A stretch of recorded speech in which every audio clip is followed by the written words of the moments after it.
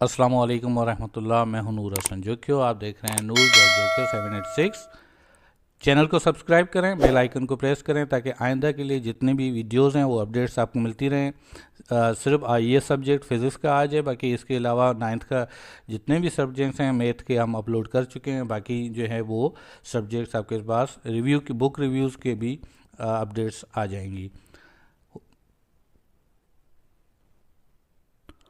अच्छा, book review के अंदर हम जितने भी इम्पोर्टेंट टॉपिक्स हैं उस पर डिस्कस करेंगे। अब इम्पोर्टेंट टॉपिक्स किस हवाले से, सिर्फ एग्ज़ाम के हवाले से नहीं, एग्ज़ाम के हवाले से भी मैं आपको बताऊंगा कि एग्ज़ाम में कौन से टॉपिक्स इम्पोर्टेंट है, आगे वाली क्लासेस के लिए आपके पास कौन से टॉपिक्स आने हैं, और इसके अलावा एमसीक्यूज़ के लिए आपके पास कौन से टॉपिक्स अहम हैं। क्योंकि आपके आगे जो यूनिवर्सिटीज़ के जो टेस्ट लेते हैं या आपके अदर रिलेटेड जितने भी टेस्ट्स हैं वो इन टॉपिक्स से आते हैं।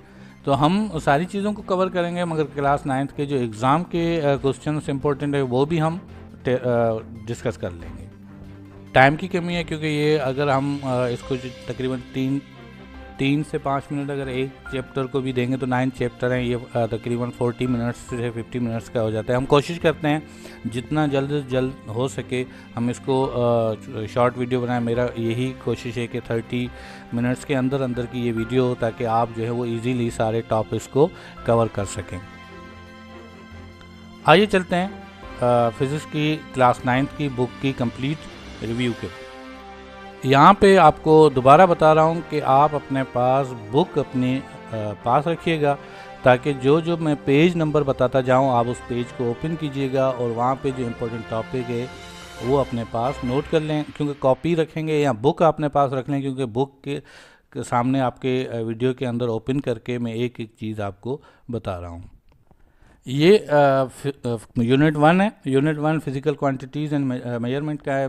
इसके अंदर होता ये है कि 5% सिर्फ आपके पास मेजरमेंट के अंदर क्वेश्चंस आते हैं, 5% पूरे पेपर के अंदर, जिसके अंदर एमसीक्यूज़ भी आते हैं एक दो, और उसमें सेक्शन बी का जो है वो एक क्वेश्चन आता है। तो आइए थोड़ा सा देख लेते हैं उसमें कौन सा इंपॉर्टेंट है।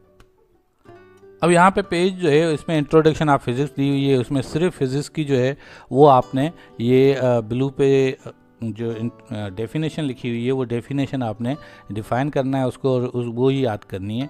और इसके अलावा ये सिर्फ स्टडी के लिए है। और इनकी जो ब्रांच हैं वो आती हैं, ब्रांच कौन सी इंपॉर्टेंट है, ये ज़्यादातर तो सारी ब्रांच इंपॉर्टेंट हैं, उनकी स्टडी आपने करनी है, ब्रांच के नाम आपको आने चाहिए। और इसके अंदर जो ज़्यादा इम्पोर्टेंट है पेज नंबर 3 के पे आप देखेंगे एटॉमिक फ़िज़िक्स है। एटॉमिक फ़िज़िक्स ये भी ज़्यादा इम्पोर्टेंट है। और फिर नेक्स्ट पेज पे आप जाएंगे तो नेक्स्ट पेज पे ये न्यूक्लियर फ़िज़िक्स है, ये इम्पोर्टेंट है। और इसके साथ ही नीचे लिखा हुआ है प्लाज्मा फ़िज़िक्स, ये इम्पोर्टेंट है। ये 3-4 मैंने आपको बता दी हैं, ये इम्पोर्टेंट है। बाकी जो है वो आप स्टडी कर लीजिएगा कि इसके अंदर क्या क्या आता है। Important of physics in science technology and society, ये सिर्फ स्टडी के लिए है। बाकी ये है कि इसमें मेजरमेंट इंस्ट्रूमेंट जो है वो उसकी डिटेल्स हैं। अच्छा, ये इम्पोर्टेंट है आपके जो क्वांटिटीज़ एंड एसआई यूनिट्स, ये एमसीक्यूज़ में लाजमी आते हैं। और ये नहीं है कि आपका सिर्फ क्लास 9th का, मैं कह रहा हूँ लाइफ टाइम के लिए आपके लिए इम्पोर्टेंट क्वांटिटी और एसआई यूनिट्स जो हैं वो इम्पोर्टेंट है। ये देखें आपको ये भी आ रहे हैं, और इसके अलावा फंडामेंटल क्वांटिटीज़ भी हैं। तो ये सारी चीज़ें आपने बिल्कुल याद कर लेनी है, ये आपके लाइफ टाइम के लिए बड़े काम की चीज़ें हैं। और इसके आगे हम चलते हैं। अच्छा, एक दो बार ये आया था कि स्क्रू गेज और उसमें क्या फ़र्क है, डिफरेंसेस वगैरह क्या है, तो ये एक दो बार आ चुके हैं क्वेश्चंस, और मगर ये है कि उसको भी पढ़ लीजिएगा। पेज नंबर 7 पे देखिएगा यूनिट कन्वर्जेशन लिखा हुआ है। ये 1000 मीटर्स जो है 1 किलोमीटर होता है, 100 सेंटीमीटर 1 मीटर है, इसको अच्छी तरह समझ लीजिएगा। इसके बाद देखें पेज नंबर 15 पे 1 आवर इजिकल टू 60 मिनट, और 1 आवर जो है वो उसमें सेकंड्स कितने होते हैं, 3600 होते हैं। तो ये चीज़ें भी आपने समझ लेनी है, ये एमसीक्यूज़ के लिए इंतहा ही इम्पोर्टेंट है। बाज़ औक़ात इससे एसआई प्रीफिक्सेस से भी आ जाता है टेरा क्या है, गीगा क्या है, मेगा क्या है, किलो क्या है, उसमें कितने हेक्टो, डेका, डेसी, सेंटी, मिली, इसके बारे में भी मालूमात ले लेते हैं। इन्फॉर्मेशन ये होनी चाहिए थोड़ी सी, ताकि आगे जाके आपको यूनिवर्सिटी लेवल तक भी परेशानी ना हो। यहाँ पे साइंटिफिक नोटेशन को सिर्फ एज अ इंट्रोडक्शन आपको समझाया गया है। बाकी ये है कि आपकी बुक मैथ की जो बुक है उसमें देखेंगे आप एक्सरसाइज 2.1, ये नोट कर लें, वो 2.1 इजीली बिल्कुल समझाया हुआ है लॉगरिथम के चैप्टर में, उसको आप समझ लीजिएगा। साइंटिफिक नोटेशन वहाँ पे आपको सारा क्लियर हो जाएगा। ये एमसीक्यूज आपका फिज़िक्स में भी आता है मगर बहुत कम, फिज़िक्स का इतना नहीं है, ज़्यादातर ये मैथ में एमसीक्यूज आते हैं इसके। सिग्निफिकेंट नंबर्स या फिगर्स, ये सिग्निफिकेंट फिगर जो हैं वो आपने लाजमी समझ लेनी है, क्योंकि ये आपके आगे भी काम आएंगी और एमसीक्यूज़ में भी काम आती हैं। मैं आपको दोबारा बता रहा हूँ, सिर्फ एक क्वेश्चन इसमें से आता है 5% पूरे चैप्टर में से। इसमें एमसीक्यूज़ के लिए मैंने आपको इंपॉर्टेंट चीज़ें बता दी है। बाकी ये कि समरी की स्टडी कर लीजिएगा, वो हर चैप्टर के लिए इंपॉर्टेंट है।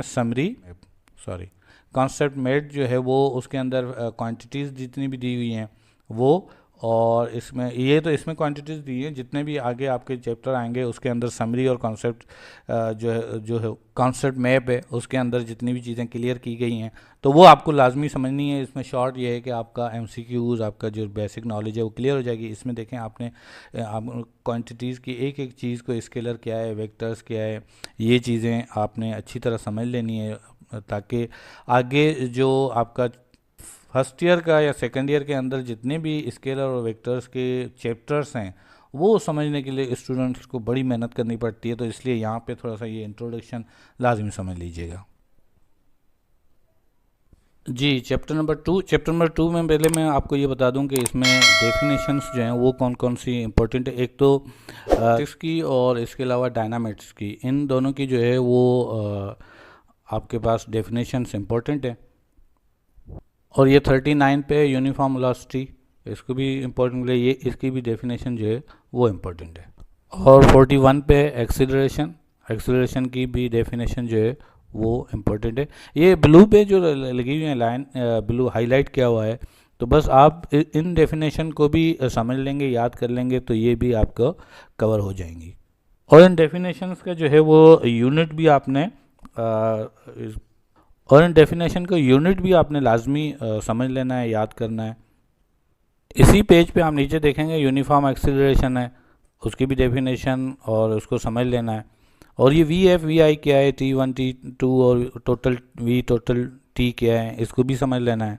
स्केलर एंड वेक्टर, इनकी डेफिनेशन भी समझ लेनी है।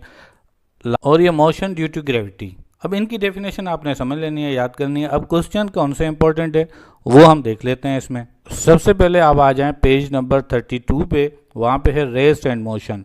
अब रेस्ट और मोशन की आपने डेफिनेशन भी याद कर लेनी है, और इसके अलावा मोशन की जो टाइप्स हैं वो भी आपने समझ लेनी है। Page number 32। अब इसमें सिर्फ रेस्ट एंड मोशन को थोड़ा सा डिफाइन करना है और इसको समझ लेना है। इसके बाद आपने आगे और टाइप ऑफ मोशन की जितने भी तीन टाइप्स हैं, और इन तीनों टाइप्स के जो है वो आपने अच्छी तरह समझना है विद एग्जांपल्स। इसके बाद आता है डिफरेंसेस आपने निकालना है बिटवीन 2 के या 3 के। ये जो मोशन है ट्रांसलेटरी, रोटरी, वाइब्रेटरी, ये एक बार दो बार आ चुका है। और इसी चैप्टर के अंदर इसी के नेक्स्ट पेज पे 37 पे डिस्टेंस डिस्प्लेसमेंट के बिटवीन जो डिफरेंस है वो तो इम्पोर्टेंट है। एक साल छोड़ के दूसरे साल होता है, आपको अच्छी तरह समझ लेना है। डिस्टेंस डिस्प्लेसमेंट ये वेरी वेरी इंपॉर्टेंट, इसको कर दें। इसके ही अगले पेज पे आप देखें स्पीड एंड वेलोसिटी का होगा, तो स्पीड एंड वेलोसिटी का जो है वो दिया हुआ है आपको। इसमें भी डिफरेंसेस आपने बनाने हैं, पॉइंट आपने बनाए हुए हैं, यहाँ पे बने हुए लिखे हुए हैं, आपने सिर्फ पॉइंट्स को क्लियर करना है। और स्पीड और वेलोसिटी के डिफरेंसेस भी आते हैं। पेज नंबर 44 पे देखें स्केलर एंड वेक्टर्स भी है, इसका भी डिफरेंसेस समझ लें। ये कम आता है, ज़्यादातर मैं इसको नहीं कह रहा, मगर ये है कि समझ लें, आ भी सकता है, कभी कभार दे भी सकते हैं। अब हम चलते हैं इक्वेशंस पे। ये मोशन की तीनों इक्वेशन इंपॉर्टेंट है, मगर ये है कि आपने जो सेकंड इक्वेशन है उसको अच्छी तरह समझ लेना है। फर्स्ट इक्वेशन है ये आगे आपके फर्स्ट ईयर सेकंड ईयर में भी काम आएंगी, मगर ये है कि ये सेकंड इक्वेशन ऑफ मोशन है। इसके न्यूमेरिकल्स भी आते हैं। न्यूमेरिकल्स को मैं अभी आपको बताता हूँ न्यूमेरिकल्स कौन से हैं, क्योंकि आपको इक्वेशन समझ में नहीं आएगी तो न्यूमेरिकल कहाँ से आएंगे। ये सेकंड इक्वेशन तो बहुत ज़्यादा आती है, इनके हर 1-2 साल में ये आती है, बल्कि कंटिन्यूसली सेकंड इक्वेशन इम्पोर्टेंट है। और थर्ड को भी समझ लें क्योंकि न्यूमेरिकल के लिए ये इम्पोर्टेंट है। और इसके साथ ही इनकी एग्जांपल्स, ये एग्जांपल नंबर 5 और 6, इसको भी आपने सॉल्व करना है न्यूमेरिकल। अब चलते हैं न्यूमेरिकल में, आपको बताता हूँ इस चैप्टर के कौन सा है, बहुत ज़्यादा लेंदी हो रहा है। बस एमसीक्यूज़ के लिए मैं बार बार नहीं बताऊंगा, आपको ये बता रहा हूँ कि लास्ट में एमसीक्यूज़, समरी और कॉन्सेप्ट मैप, ये तीनों आप लाजमी थोड़ा सा स्टडी कर लें ताकि आपके एमसीक्यूज़ जो हैं वो क्लियर हो जाएंगे। अब हम न्यूमेरिकल को थोड़ा देख लेते हैं। न्यूमेरिकल क्या है इस चैप्टर के अंदर। इसमें एग्जांपल तो आपको बता दिया था 4, 5, 6 वेरी इंपॉर्टेंट है। इसके बाद आपके इसमें इक्वेशन ऑफ मोशन के ए बी ये दोनों, और इसके अलावा इसमें आप ये सी नंबर को इम्पोर्टेंट कर लें, बॉल इज़ ड्रॉप्ड, ये इम्पोर्टेंट है। अब हम चलते हैं चैप्टर नंबर 3 की तरफ। ये है डायनामिक्स। चलें चैप्टर नंबर 3 में जो इम्पोर्टेंट डेफिनेशंस हैं उसको देख लेते हैं। फर्स्ट पे आप फोर्स है, फोर्स इंपॉर्टेंट है, इसकी डेफिनेशन सिर्फ मैं अभी से फिलहाल सिर्फ सारों को डेफिनेशंस बता दूं। ये फोर्स 59 नंबर पेज पे, 60 पे मोमेंटम, इसकी भी डेफिनेशन याद कर लें। इनर्शिया, इनर्शिया की डेफिनेशन पेज नंबर 66। फिर फ्रिक्शन की है पेज नंबर 75 पे देखें, फ्रिक्शन की डेफिनेशन है, यूनिट्स के साथ आपने ये समझनी है। 1-2 बार आया है यूनिफॉर्म सर्कुलर मोशन, मगर इसकी डेफिनेशन इतनी नहीं आती। बस डेफिनेशंस मैंने आपको सारी बता दी हैं। अब हम क्वेश्चंस को देख लेते हैं, उसके बाद न्यूमेरिकल्स हैं। ये न्यूटन उसके जो लॉज हैं वो आपको न्यूटन मोशंस के जो लॉ है, फर्स्ट लॉ है, अब फर्स्ट लॉ को भी समझना है, मगर ये है कि जो इसका सेकंड लॉ है F=m है, वो आपने अच्छी तरह याद करना है क्योंकि ये एग्ज़ाम के लिए वेरी वेरी इंपॉर्टेंट है। और इसके साथ इसके जो ये एग्जांपल्स हैं न्यूमेरिकल्स के वो भी इम्पोर्टेंट है, इसको भी आप अच्छी तरह समझ लें क्योंकि फार्मूला आप अगर समझ गए तो ये भी आपको इजीली समझ में आ जाएगा। न्यूटन का थर्ड लॉ है मगर कम आता है, सेकंड लॉ ज़्यादा जो है वो उसमें क्वेश्चंस में प्रिफेयर होता है। मोमेंटम को मैं पहले भी बता चुका हूँ आपको, डेफिनेशन तो इम्पोर्टेंट है उसके यूनिट मोमेंटम के, और इसके अलावा इसके जो लॉ है, लॉ ऑफ कंजर्वेशन, वो इम्पोर्टेंट है। ये आपने लॉ ऑफ कंजर्वेशन को भी आप जो है वो इम्पोर्टेंट लगा दें, ये वेरी वेरी इंपॉर्टेंट है। और इसके अलावा बाकी चीज़ों को तो समझ लें, ये आगे जाके लॉ ऑफ कंजर्वेशन आगे जाके बहुत ज़्यादा इसके इम्पोर्टेंस है फिज़िक्स के अंदर, आपके फर्स्ट ईयर सेकेंड ईयर के अंदर। ये M1, U1, U2 कोलिजन, ये जितने भी आते हैं ये आगे जाके आपके इसके न्यूमेरिकल्स भी बड़े इंपॉर्टेंट हैं, और 9th के एग्ज़ाम के लिए ये क्वेश्चन वेरी वेरी इंपॉर्टेंट है। इसके बाद सेंट्रीफ्यूगल फोर्स, ये इसकी डेफिनेशन भी इम्पोर्टेंट है मगर इसके एप्लीकेशंस जो हैं वो भी इम्पोर्टेंट है। और इसके अलावा फ्रिक्शन बड़ा इम्पोर्टेंट है, एक इसके टाइप्स, और इसके अलावा टाइप्स के अलावा इसकी जो एडवांटेज और डिसएडवांटेज ये, और रिड्यूस, वे टू रिड्यूस ये 1-2 बार आया है, मगर ये है कि डिसएडवांटेज और एडवांटेज, और इसके अलावा इसकी फ्रिक्शन की टाइप्स, ये बड़ी इंपॉर्टेंट है। हाँ, इस चैप्टर के अंदर एक अहम चीज़ तो मैं आपको बताना भूल ही गया, जो डिफरेंस ज़्यादा ही तरह आता है, इसका डिफरेंस मास एंड वेट का, ये very very important, mass and weight आता ही आता है जी। न्यूमेरिकल के अंदर मैं आपको बता चुका हूँ 4, 6, 7 ये इंपॉर्टेंट है, और न्यूटन्स लॉ जो है वो है। और इसके अलावा अब यहाँ पे जो एक्सरसाइज के अंदर आप आएँ, क्वेश्चन नंबर 2 उसका B, a body of mass 10 kg, ये इंपॉर्टेंट है। और इसके अलावा क्वेश्चन नंबर 5 में आप देखें, 5 का जो है वो बी एंड सी, ये इंपॉर्टेंट है। और 7 के अलावा आपका 9 जो है वो 9 का जो सी वो इम्पोर्टेंट है। तो ये आपको मैंने बता दिए कि ये बाज़ों का 10 का भी जो है वो भी है, मगर इतना ज़्यादा नहीं है। ये आपके पास न्यूमेरिकल्स हो गए इम्पोर्टेंट। अब हम आगे चलते हैं क्वेश्चन यूनिट नंबर 4 पे, turning equations of the forces. इस चैप्टर के अंदर सबसे ज़्यादा जो है वो इक्विलिब्रियम है, तो इक्विलिब्रियम को आपको इसमें डेफिनेशंस वगैरह भी आ जाएंगी, तो वो सारी चीज़ें आपने याद करनी है। लाइक अनलाइक पैरेलल फोर्सेस है, इसकी डेफिनेशंस, अभी हम डेफिनेशंस को ही डिस्कस कर रहे हैं। तो इसमें सेंटर ऑफ ग्रेविटी की जो डेफिनेशन है वो भी इम्पोर्टेंट है। पेज नंबर 97 पे ये सेंटर ऑफ मास और सेंटर ऑफ ग्रेविटी जो है इसकी डेफिनेशन, ये कपल की डेफिनेशन, और इक्विलिब्रियम तो पूरा इम्पोर्टेंट है, स्टैटिक डायनामिक। ये इस पे हम क्वेश्चन पे जब डिस्कस कर रहा हूँ तो मैं आपको इसके साथ बता देता। पेज नंबर 90 पे आप देखेंगे, यहाँ पे ये जो ट्राइगोनोमेट्रिक जो रेशोज़ हैं वो इम्पोर्टेंट है, और इसके साथ 91 पेज पे ये इम्पोर्टेंट है, और फिर रेजोल्यूशन ऑफ फोर्सेस जो हैं वो इम्पोर्टेंट है। अब इसकी जो एक एग्जांपल होगी, ये देखें, ये भी इम्पोर्टेंट है, एफ साइन थीटा और कॉस थीटा। ये एग्जांपल में ये ज़्यादातर आपके जो न्यूमेरिकल में वो आते हैं, ये एग्जांपल नंबर 1 ये ज़्यादातर आते हैं, मगर ये कि न्यूमेरिकल में बात आगे जाके उसको बता देता हूँ। इस चैप्टर में कंपोनेंट्स के अलावा इक्विलिब्रियम है, और ये कंपोनेंट्स रेजोल्यूशन ऑफ वेक्टर्स के, तो टार्क की बाज़ों का टार्क की भी वो जो डेफिनेशन है वो आ जाती है। Centre of mass of gravity खास तो नहीं आती है, बहरहाल इंटर के लिए इम्पोर्टेंट है ये। बाकी अब यहाँ के लिए सिर्फ इक्विलिब्रियम पे ही आते हैं। इक्विलिब्रियम को हम 2 से 3 इसमें डिवाइड करेंगे, एक तो स्टेट है और दूसरी टाइप्स हैं। अब देखें, ये जो टाइप है और कंडीशंस हैं, तो अब ये है कि ये 2 टाइप्स हैं, डायनामिक इक्विलिब्रियम है और स्टैटिक इक्विलिब्रियम है। अब कंडीशन जो है वो कंडीशन क्या है, वो कंडीशन भी फर्स्ट कंडीशन आप देख लें, ये इंपॉर्टेंट है, सेकंड कंडीशन, इनमें से एक आता ही आता है।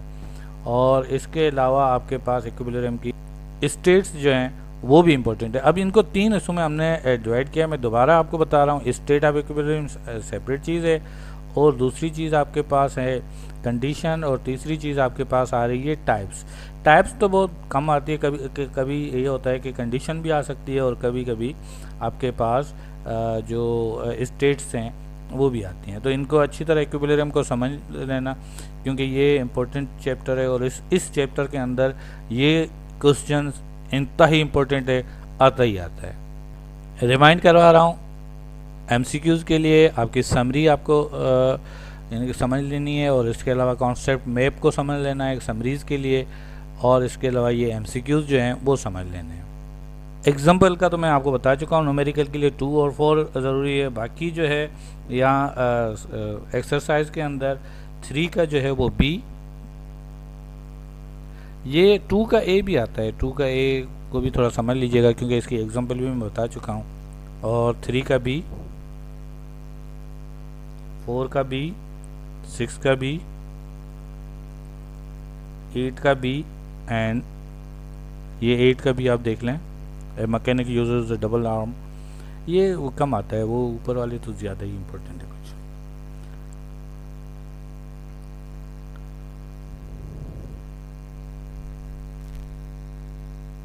जी, chapter number 5, forces and matter. ये फोर्स एक्टिंग ऑन सॉलिड्स को जो है वो आप स्टडी के लिए रख लें, स्ट्रेचिक स्प्रिंग्स वगैरह को, मगर ये है कि इसकी जो डेफिनेशन है वो इम्पोर्टेंट है, वो आप थोड़ा सा कहाँ है डेफिनेशन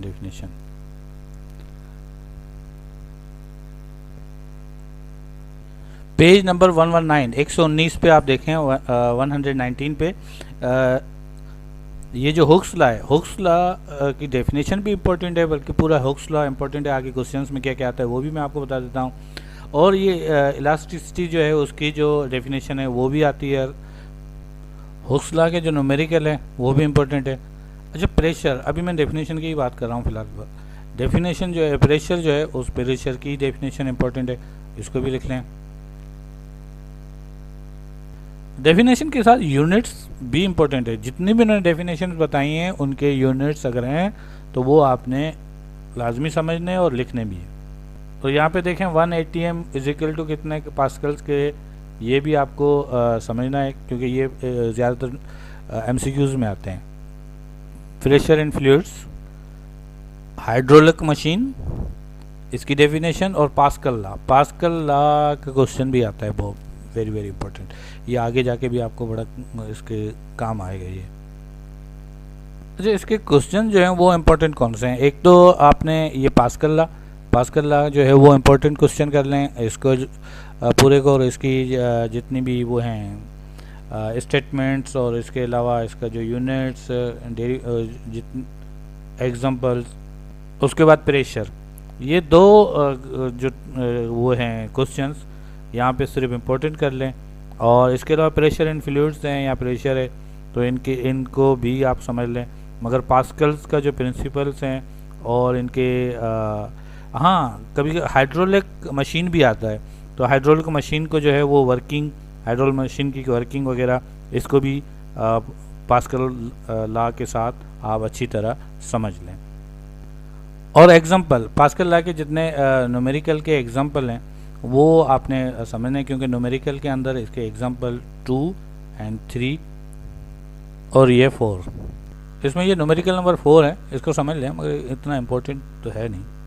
ये 8 और 9 ये इम्पोर्टेंट है, इसको इन न्यूमेरिकल्स को भी आप सॉल्व कर लें। 8 नंबर तो वेरी वेरी इंपॉर्टेंट है। 20 मिनट पे पहुंच चुके हैं और ये तकरीबन अभी 10 मिनट के अंदर हमें 6 चैप्टर पे हैं। 6, 7, 8, 9 4 चैप्टर्स अभी हैं। तो अब ग्रेविटेशन, इसको देख लेते हैं। ये gravitation, Newton's law of gravitation, इसकी डेफिनेशन, अब डेफिनेशन बताता जा रहा हूँ। पेज नंबर 138 पे ग्रेविटेशनल फील्ड, इसकी डेफिनेशन।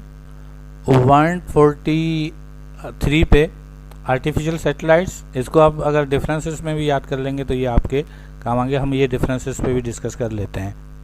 147 पे देखें, ऑर्बिटल वेलोसिटी है, तो इसको भी समझ लें अच्छी तरह। जी, अब इसी चैप्टर के क्वेश्चंस को हम देख लेते हैं। इसमें ये question Newton law of universal gravitation, और इसके जो ये फार्मूला डिराइव करना है F = G m1 m2 r², ये इम्पोर्टेंट है। और ये डिफरेंसेस के अंदर G और कैपिटल G और स्मॉल g का जो डिफरेंसेस है वो आता है।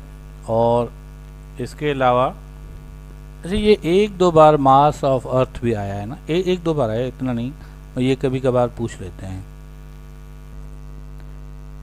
T = 2 pi r³/gm, ये इसको ड्राइव करना है। और ये ऑर्बिटल जो अराउंड है अर्थ से, उसके लिए ये इक्वेशन है। और ये इक्वेशन वेलोसिटी ऑफ सैटेलाइट, ये इसके लिए इम्पोर्टेंट है। ये जितने भी सैटेलाइट आपस में मोशन करते हैं, उनकी जो आपस में ग्रेविटी फोर्स है उसके बारे में अच्छी तरह, ऑर्बिट इसके हर कोई अपनी ऑर्बिट्स में किस तरह रिवॉल्व होता है, तो ये चीज़ें अच्छी तरह समझ लीजिएगा, ये आगे जाके आपके काम आएंगी। इस चैप्टर में ज़्यादातर स्टडी बेस्ड है, आपके एग्ज़ाम्स के सिर्फ 2-3 क्वेश्चन जो मैं बता रहा हूँ वो इम्पोर्टेंट है। बाकी तो ज़ाहिर है इसमें से कहीं पे भी कोई क्वेश्चन आ सकता है। बस बाकी डिफरेंस मैंने आपको एक बताया जाए, स्मॉल g और कैपिटल G, और 3 जो क्वेश्चन मैं आपको बता रहा हूँ। ये नेचुरल सैटेलाइट्स और आर्टिफिशियल सैटेलाइट्स, इसके एग्जांपल्स जो हैं वो भी डिफरेंसेस जो है वो भी हैं। ये इस चैप्टर के 2 डिफरेंसेस इंपॉर्टेंट, नेचुरल और आर्टिफिशियल, और कैपिटल G और स्मॉल g। और ये ऑर्बिटल वेलोसिटी के जो इक्वेशन है इसको भी ड्राइव कर दीजिएगा, ये भी इम्पोर्टेंट है। बस ये 3 क्वेश्चन है, एक ये और एक ग्रेविटेशनल अर्थ वाला, दूसरा आर्टिफिशियल सैटेलाइट्स। इस पूरे चैप्टर में 1-2 न्यूमेरिकल दे देते हैं, ये जैसे कि ये 4 नंबर है, ये भी आ जाता है, इसकी एग्जांपल भी देख लीजिएगा। और इसके अलावा 7 नंबर है, 7 नंबर शायद नहीं आता इतना। और 11 नंबर पे भी आप देख लें, 11 ये भी इम्पोर्टेंट है। तो ये 11 और 4 नंबर जो है उसको और उसकी एग्जांपल्स को अच्छी तरह समझ लीजिएगा, ये न्यूमेरिकल इम्पोर्टेंट है इसमें। अब चलते हैं चैप्टर नंबर 7 पे, प्रॉपर्टीज ऑफ मैटर। फिर ये चैप्टर इतना बड़ा नहीं है और इसमें से एक दो क्वेश्चन ही देते हैं 5% तक। अब इसमें जो वो है, पहले डेफिनेशन को देख लेते हैं। डेफिनेशन 3 इंपॉर्टेंट है। एक तो ये स्टेट ऑफ मैटर है, और इसके अलावा नेक्स्ट पेज पे आप इसके देखेंगे काइनेटिक मॉलिक्यूलर मॉडल है, और इसके अलावा इसका अगला जो डेफिनेशन है वो आप देखेंगे ये ब्राउनियन मोशन। इस चैप्टर में जो स्टेट्स है सॉलिड्स की क्या फीचर्स हैं, क्या उसके करेक्टरिस्टिक्स हैं, सॉलिड और इसके अलावा गैसेस, लिक्विड्स, इनके जो करेक्टरिस्टिक हैं वो, और इसके साथ ये टर्म्स भी थोड़ा सा समझ लीजिएगा। सॉरी, इसके बैक पेज पे ही है 159 पे ये टर्म्स जो है melting, boiling, condensing, freezing, evaporation आपको पता ही होगी, मगर ये है कि इन टर्म्स को भी समझ लीजिए। बाकी चीज़ें इजीली समझ में आ जाती है। कंडेंसिंग जो है वो ज़्यादातर बच्चों को समझ में नहीं आती। इसके साथ एक और क्वेश्चन जो 166 पे प्रेशर वॉल्यूम रिलेशनशिप, ये आप चेक कर लीजिएगा, ये भी इम्पोर्टेंट है। पेज नंबर 166 पे चलते हैं, देख रहे हैं ये यहाँ पे pressure volume relationship in gases, ये क्वेश्चन भी इम्पोर्टेंट है। ये इसका जो ग्राफ है वो ग्राफ भी आपने बनाना होता है, तो ये क्वेश्चन पे एग्ज़ाम के लिए इम्पोर्टेंट है। न्यूमेरिकल के अंदर ये 7, 8 और 9 नंबर न्यूमेरिकल जो हैं वो इम्पोर्टेंट है। अब इससे रिलेटेड एग्जांपल मगर ये है कि ये 7, 8, 9 जो न्यूमेरिकल है ये कभी कभार आते हैं, ज़्यादातर इसको नहीं आते। ये कि समझ लीजिएगा इसको जी। अब chapter number 8 energy sources and transfer of energy, इसके अंदर सिर्फ काइनेटिक एनर्जी मुझे लग रहा है इंपॉर्टेंट है, बाकी तो डेफिनेशन ही ज़्यादा आती हैं। वर्क की डेफिनेशन आती है और यूनिट्स, वर्क के जो यूनिट है वो इम्पोर्टेंट है, और एनर्जी की डेफिनेशन और एनर्जी की जो टाइप्स हैं वो काइनेटिक एनर्जी। अच्छा, ये काइनेटिक एनर्जी का जो क्वेश्चन है KE 1/2 mv², ये क्वेश्चन लाजमी आता है। तो इस चैप्टर को जो है वो हम जल्दी से कवर कर रहे हैं। PEmgh ये क्वेश्चन है, ये ड्राइव करना होता है, ये भी इम्पोर्टेंट है। अब इसके जो न्यूमेरिकल हैं वो इम्पोर्टेंट है। बाकी एनर्जी के सोर्सेस जो हैं वो उनकी डेफिनेशन थोड़ी सी समझ लीजिएगा, और एप्लीकेशंस भी। हाँ, टाइडल एनर्जी एक बार आया था, पूछ रहा था कि बायोमास या टाइडल एनर्जी जो है वो क्या है, और रिन्यूएबल एनर्जी सोर्सेस की क्या क्या हैं। तो ये एनर्जी के ज़्यादातर डेफिनेशन ही इस चैप्टर से आती हैं, और जो सिर्फ KE वाला जो 1/2 mv² वो क्वेश्चन इम्पोर्टेंट है। पावर, इसकी भी डेफिनेशन इम्पोर्टेंट है, और यूनिट और इसके न्यूमेरिकल इम्पोर्टेंट है। इस चैप्टर में जो डिफरेंसेस आते हैं वो अपने पास नोट कर लें। एक तो काइनेटिक एनर्जी और पोटेंशियल एनर्जी KE और PE के डिफरेंसेस आते हैं, और इसके अलावा रिन्यूएबल एनर्जी सोर्सेज और नॉन रिन्यूएबल एनर्जी सोर्सेज 2 बार शायद वो भी आया है।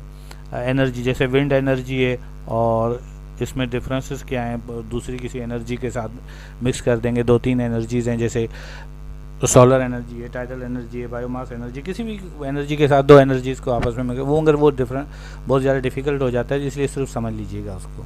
और जो ये पावर के यूनिट्स हैं ना, इसको अच्छी तरह समझ लें कि कितने किलोवाट का होता है, मेगावाट क्या होता है, 1 किलोवाट में कितने वाट होते हैं, तो ये सारी चीज़ें, और इनके जो न्यूमेरिकल है एग्जांपल के अंदर वो भी समझ लें। एग्जांपल 3, 4, 5 ये तीनों एग्जांपल जो हैं वो आपके लिए इम्पोर्टेंट है। अब आते हैं हम न्यूमेरिकल की जो एक्सरसाइज में न्यूमेरिकल हैं वो कौन से इम्पोर्टेंट है। ये 6 नंबर क्वेश्चन ये इम्पोर्टेंट है, 8 नंबर, 19 नंबर और 21 कन्वर्ट करके दीजिएगा। 22 का जो A नंबर है वो भी कन्वर्टेशन है, ये भी अच्छा क्वेश्चन है। चलते हैं लास्ट चैप्टर पे, थर्मल प्रॉपर्टीज़ ऑफ मैटर के। टाइम की कमी की वजह से मैं ऐसा करता हूँ, आपको इनके डेफिनेशंस बता देता हूँ कि कौन कौन सी इंपॉर्टेंट है, आप अपने पास नोट कर लें, फिर इसमें देख लीजिएगा। हीट कैपेसिटी है, हीट ऑफ वेपोराइजेशन है, थर्मल एक्सपेंशन है, कोएफिशिएंट ऑफ लीनियर एक्सपेंशन, ये तो इंपॉर्टेंट क्वेश्चन है। कोएफिशिएंट इस पे बारे में मैं डिस्कस भी कर देता हूँ, और एवोपरेशन, बॉइलिंग, ये डिफरेंसेस है, ठीक है। थर्मामीटर पे भी ऊपर आता है, और इसके बाद हीट ऑफ फ्यूजन भी है। तो ये जो डेफिनेशंस मैंने आपको बताई हैं ये आप नोट कर लें अपने पास, क्योंकि टाइम की कमी की वजह से आपको डेफिनेशन सिर्फ बता रहा हूँ, और बाकी क्वेश्चन जो है वो आपको बताता हूँ। हीट एंड टेम्परेचर ये डिफरेंस आता है। अब इसके अंदर डिफरेंसेस 2-3 हैं, वेरी वेरी इंपॉर्टेंट है। एक तो हीट एंड टेम्परेचर का डिफरेंसेस है, हीट फ्यूजन और हीट ऑफ वाइपरेशन का भी है, और एवोपरेशन एंड बॉइलिंग, ये तीनों डिफरेंसेस इंपॉर्टेंट है।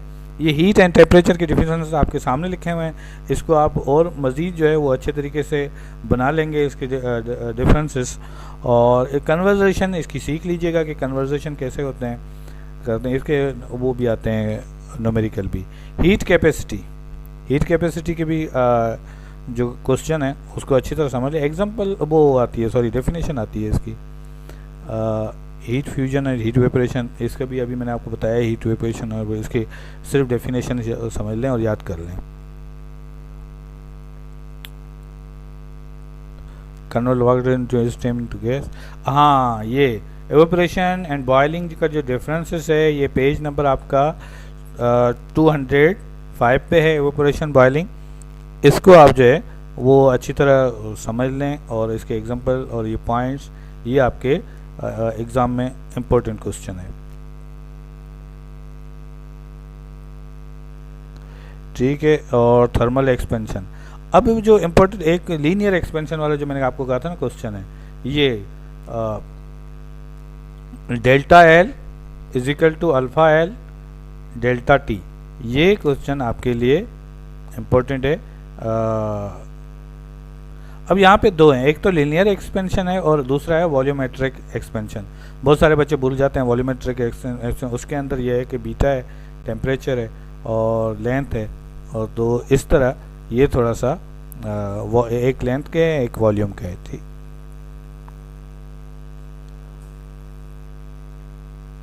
देखिए मैं इसके अंदर मैं आपको बता रहा हूँ कि दो थर्मल एक्सपेंशन और वॉल्यूमेट्रिक एक्सपेंशन, ये दोनों इंपॉर्टेंट है, और उसकी जो इक्वेशन है ड्राइव करनी है ये इंपॉर्टेंट है। बाकी इसके अंदर वो डेफिनेशंस हैं और जो डिफरेंसेस हैं वो दो डिफरेंसेस मैंने आपको बताया, एक तो हीट टेम्परेचर वाला और दूसरा है बॉइलिंग और एवेपोरेशन वाला। तो ये आप अच्छी तरह समझ लीजिएगा, और बाकी ये है कि स्टडी तो आपने ओवरऑल करनी है आगे यूनिवर्सिटी के लिए। आज के लिए इतना ही, और अगला जो हमारा बुक है उसका रिव्यू हम इंशाल्लाह नेक्स्ट वीडियो में करेंगे। चैनल को ज़रूर सब्सक्राइब करें ताकि आइंदा के लिए आपको मज़ीद इस तरह की वीडियोस मिलती रहें।